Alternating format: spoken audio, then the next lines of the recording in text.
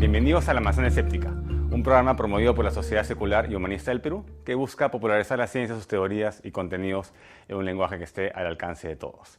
Esta vez vamos a revisar el tema de ciencia ficción, ¿no? ¿En qué medida la ciencia ficción puede inspirar a las nuevas generaciones a hacer ciencia y descubrir teorías científicas, ¿no?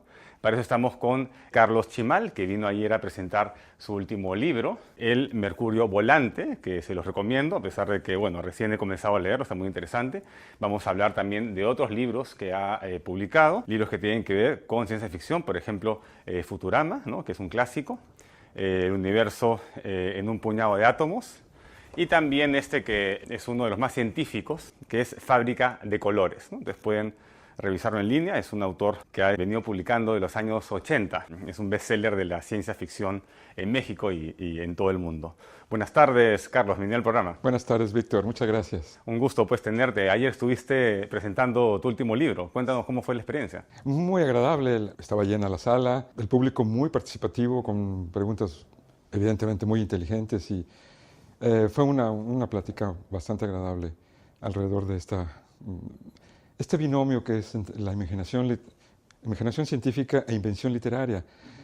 Si te das cuenta, he invertido los términos. Se habla generalmente de invención en la ciencia, en la tecnología, y de imaginación en la literatura. Aquí estoy cruzando los cables, de tal manera que se produzcan chispazos, ¿verdad? Qué bien. ¿Y por qué crees que sea importante escribir y leer y conocer ciencia ficción? La ciencia ficción, en su primera etapa, fue naive, indulgente, tratando de, no de explicar, sino de recuperar ciertos pasajes de la humanidad, reinterpretándolos. Esa fue, digamos, una primera etapa arcádica.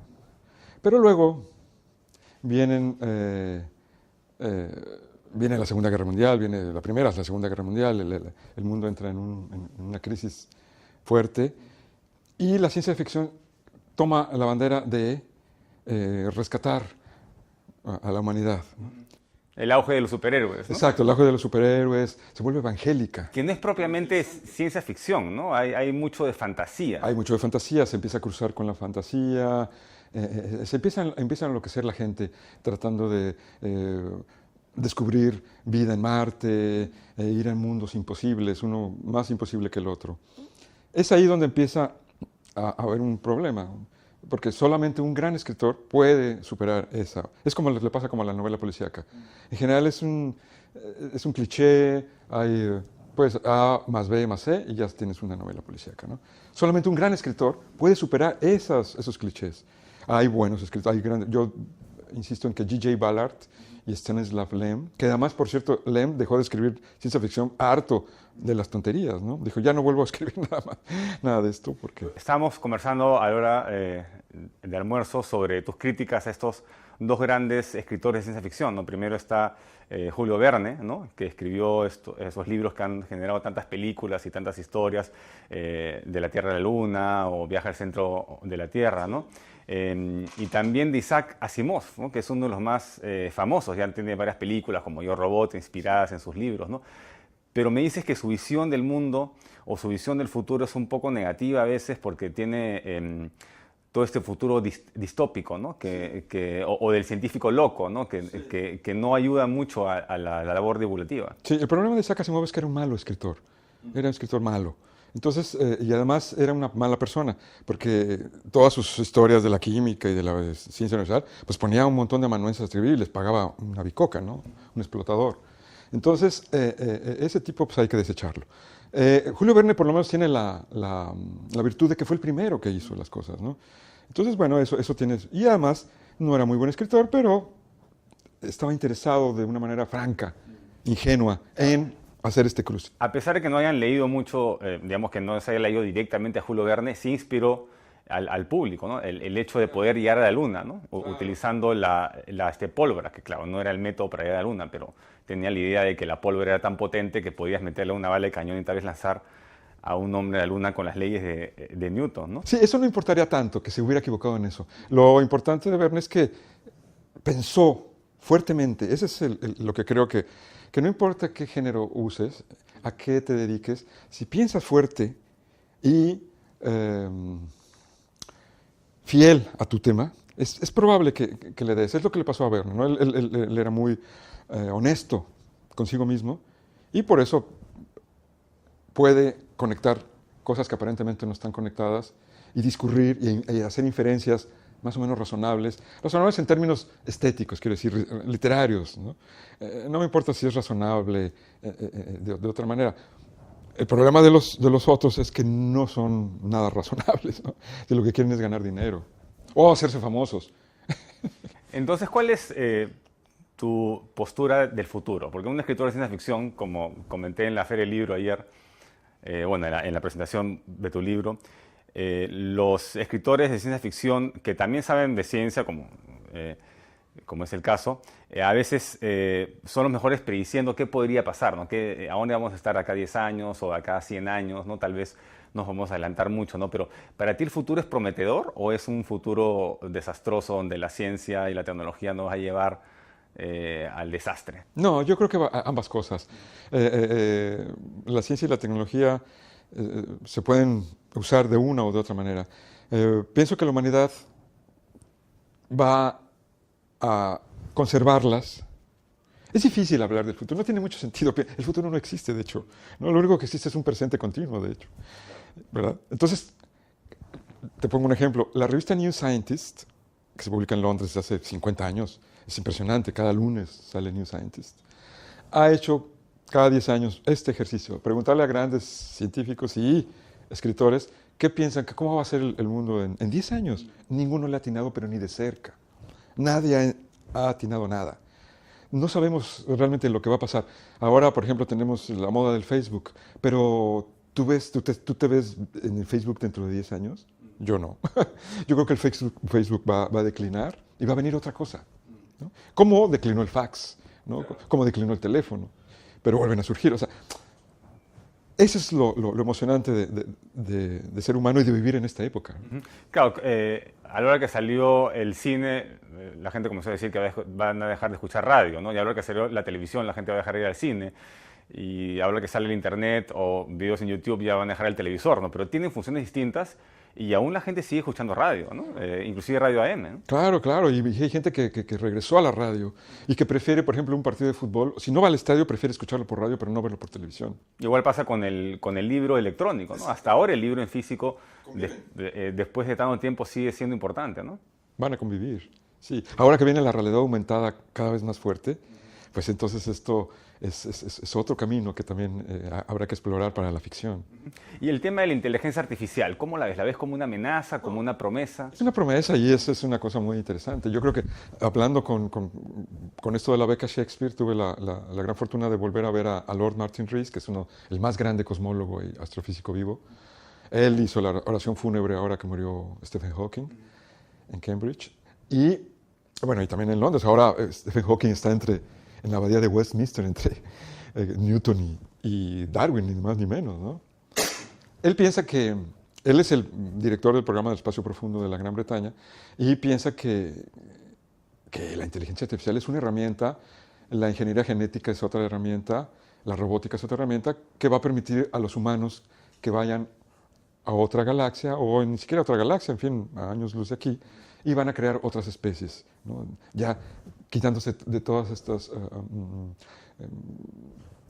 grilletes éticos, ¿no? Si es que estamos integrándonos con la tecnología y vamos a hacer cyborgs en el futuro. Lo somos ya. Lo somos de alguna manera, ¿no? El celular es una extensión de... Las lentes. Desde el siglo XVI, XVII somos cyborgs. Claro, pero en el futuro va a ser más íntima la relación, vamos a integrarla adentro de nuestros cuerpos y probablemente no hay una distinción muy marcada entre dónde acaba mi biología, dónde comienza la cibernética, que es parte, ¿no? Entonces, si integramos toda la tecnología en nuestro cuerpo, ya no habría esta división entre los androides y los seres humanos. O sea, la naturaleza humana cambiaría para ser cyborg. Entonces, no tendría sentido pelearnos con nosotros mismos o con una parte de nosotros mismos. Es un dedo tuyo, eso es una parte tuya, ¿no? Está integrado, sí. Entonces, no tendría por qué haber esta futuro apocalíptico, esta división entre máquinas y hombres. Que mucha ciencia ficción barata ha alimentado esas paranoias, ¿no? Sí, bueno, a veces es bien cara, pero es de baja sí, calidad. Exacto, me refiero a barato en su calidad, ¿no? Pero yo creo que es innegable que muchas series inspiran. Por ejemplo, Star Wars, La Guerra de las Galaxias en castellano, o Viaje a las Estrellas, que creo que es científicamente más consistente. O Star Wars es un poco más fantasía, Sí, es una locura. no hay contenido religioso, están estos curas Jedi que promueven una filosofía, ¿no?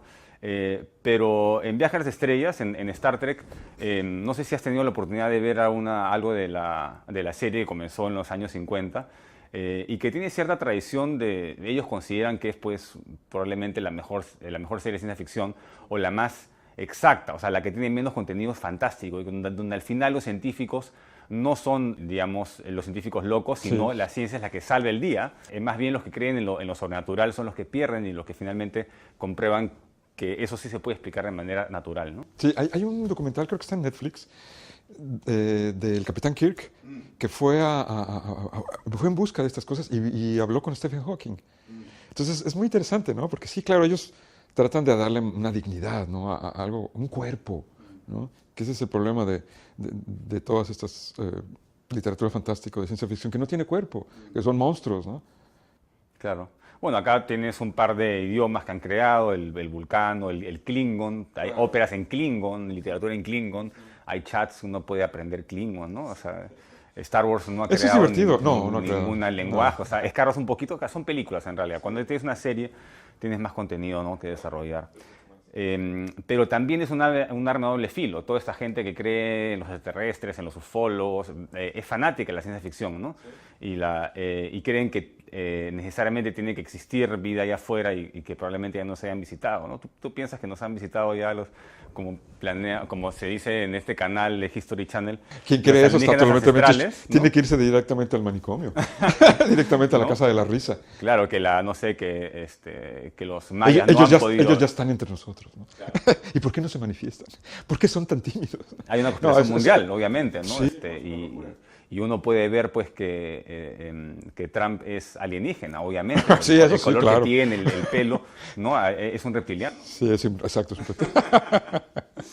Estaba yo en Fermilab y tenía un día de descanso y me voy a Chicago y estaban pasando la película Stephen Hawking, la primera, la de Breve Historia del Tiempo. Eran dos películas, de hecho. Era esa y luego una alucinación de un tipo que había hecho un documental científico para demostrar que Auschwitz no había existido, ¿no? Que los asesinatos de judíos en masa no... Un negacionista del holocausto. Sí, exacto, ¿no? Y entonces trataba de demostrar científicamente.